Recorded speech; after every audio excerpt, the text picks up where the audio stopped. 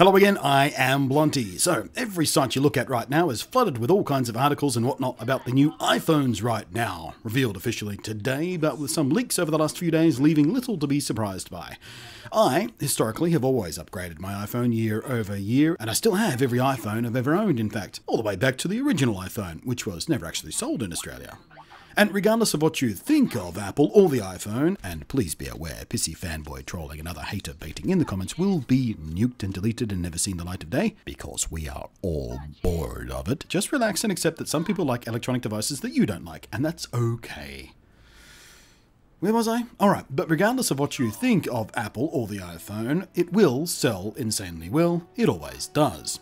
I'm currently on the fence about whether I am going to upgrade this year, and even which model I will upgrade to. As a tech nerd and gadget whore, I always go for the flagship, the fanciest one, with, of course, the biggest capacity because I work a lot in video, so I need a lot of storage on my phone. But with the iPhone X priced at an eye-wateringly aspirational ticket, it's a very difficult choice. And the one I'd pick for myself is no less than 1,829 wombatting, platypussing, kangarooing Aussie dollary-doos. I was IRL streaming over on Twitch as the reveal was made. We were following along and chatting in the chat room and stuff, and there was a comment made in chat about how someone was very reticent to spend more on a phone than what their gaming PC rig cost, which is a fair enough point, really. It got me thinking, what kind of gaming PC could be built from brand new parts at retail prices for 1,829 Aussie beer purchasing units? And it turns out you can build a pretty friggin' nice one that will monster AAA titles maxed out at 1080p and should even push to 1440p in a lot of titles without much compromise at all. So, if you're curious, here is the parts list I chose from brands and parts I would personally use myself that I would spend my own money on. No scrimping, no compromises, no bargaining or trade-offs, just what I would build for that budget for myself. Although it has to be said, as with all of these parts list builds YouTubers like me do like this isn't accounting for keyboard and mouse, or screen, or a legit copy of Windows, etc. Well, we're just assuming you're upgrading an existing rig.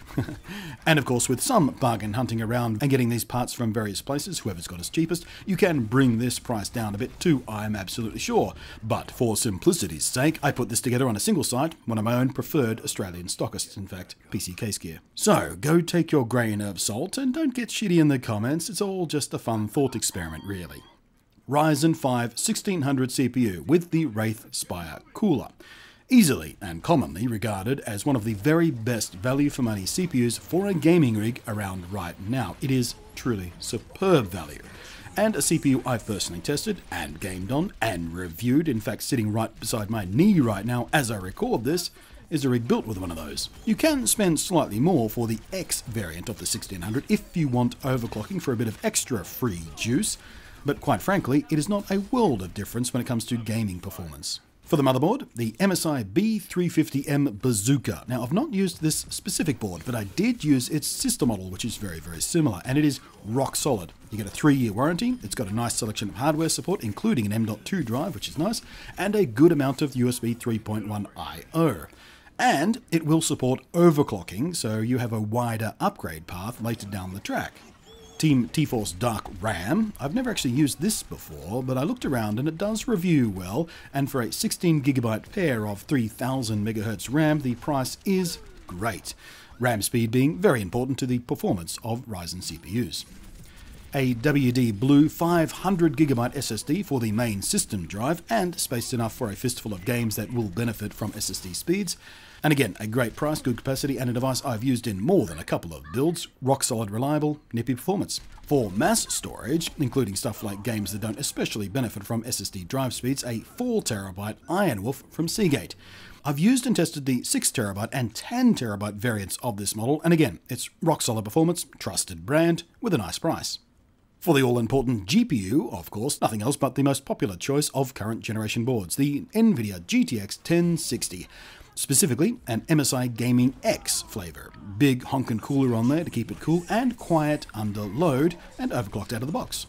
And to power the entire rig, a Thermaltake Smart 600W model, fuss-free, and more than enough grunt for the build with headroom to spare for efficiency's sake, and to make sure that the component upgrade path is as wide open as possible.